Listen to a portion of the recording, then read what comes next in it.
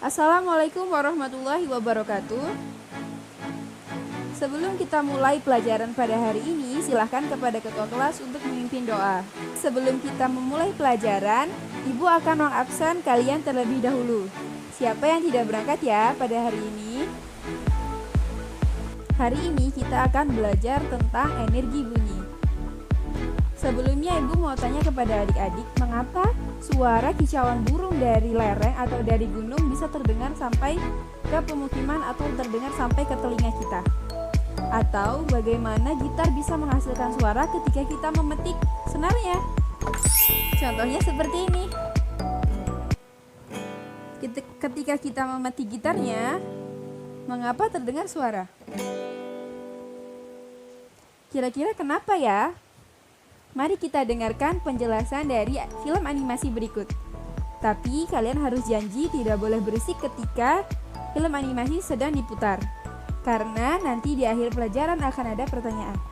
Dengarkan ya. Perpindahan energi bunyi. Halo teman-teman, salam Neobi.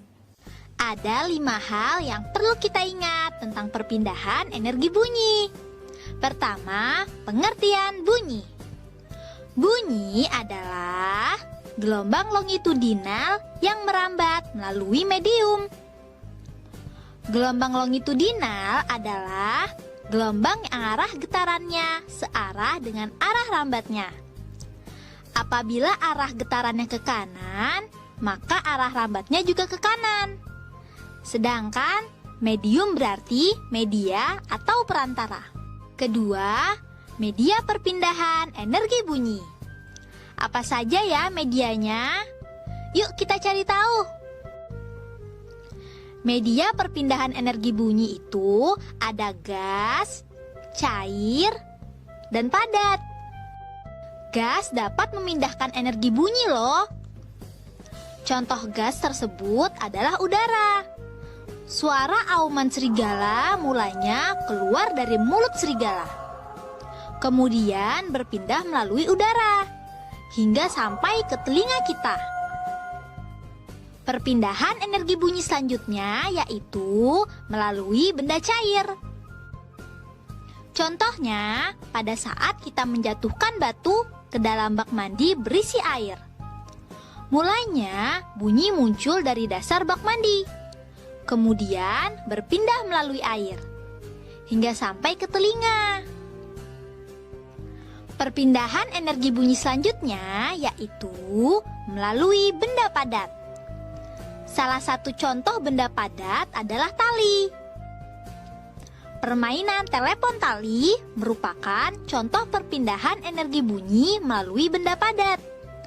Mulanya bunyi muncul dari mulut seorang anak. Kemudian merambat melalui tali hingga sampai ke anak yang lain.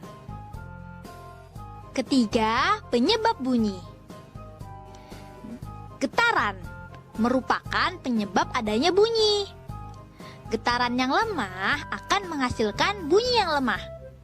Sedangkan getaran yang kuat akan menghasilkan bunyi yang kuat juga. Keempat, sumber bunyi. Sumber bunyi adalah benda yang dapat menghasilkan bunyi. Wah, apa saja ya sumber bunyi itu? Sumber bunyi diantaranya drum, gitar, gendang, tenggorokan, dan lainnya.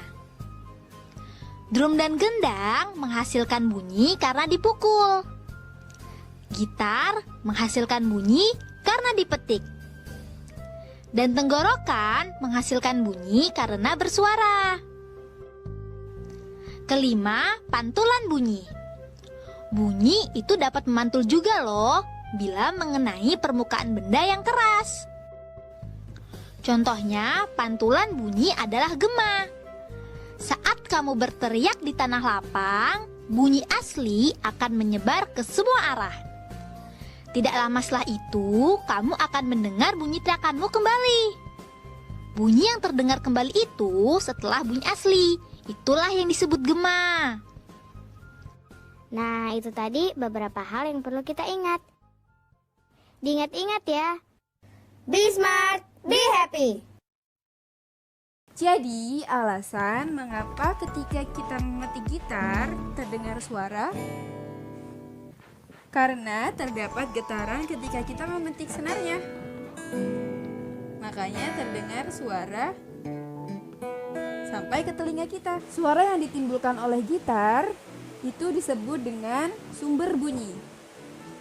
Sedangkan sumber bunyi lainnya banyak sekali, contohnya seperti drum yang dipukul, atau suara biola yang digesek, atau masih banyak sekali alat musik yang menimbulkan bunyi ketika mendapatkan getaran, atau kita pukul atau dipetik, atau bagaimana cara memainkannya.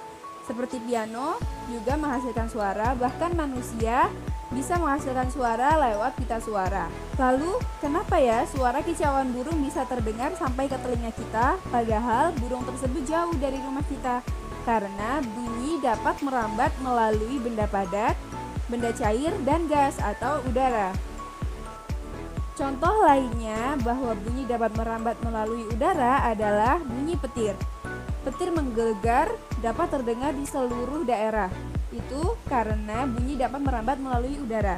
Selanjutnya, untuk membuktikan bagaimana bunyi dapat merambat melalui benda padat, mari kita lakukan eksperimen berikut. Eksperimen yang kita lakukan yaitu dengan menggunakan telepon mainan yang terbuat dari alat-alat sederhana. Alat-alatnya yaitu 2 buah kaleng bekas, 3 meter benang nilon, 1 buah paku, dan 1 buah palu. Ketika melakukan eksperimen harus didampingi orang tua ya. Langkah-langkahnya yaitu: pertama, siapkan 2 buah kaleng bekas, lalu lubangi dengan paku dan palu. Pastikan didampingi orang yang lebih dewasa ya. Kemudian lubangi kaleng satunya.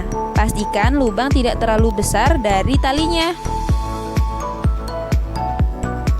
Masukkan ujung tali ke lubang pada kaleng, lalu buat ikatan agar tidak lolos.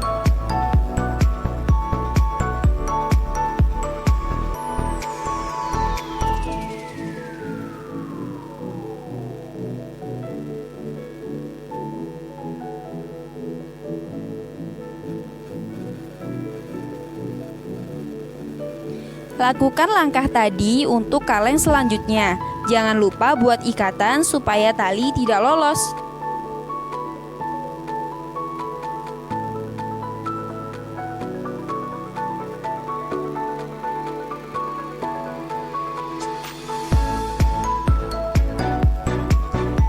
Yeay, telepon tali siap digunakan.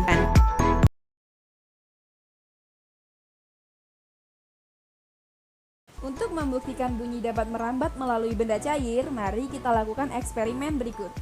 Eksperimen kali ini yaitu dengan cara ember berisi air diketuk dengan batu lalu mendengarkan dengan corong air. Alat dan bahannya yaitu pertama batu, kedua ember berisi air, dan corong air. Mari kita lakukan.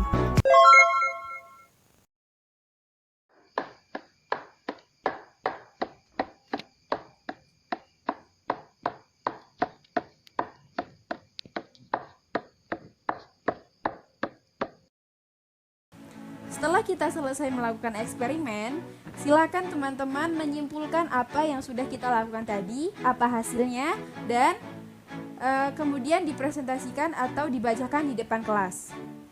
Lalu, tuliskan apa saja sumber-sumber bunyi yang ada di sekitar kita.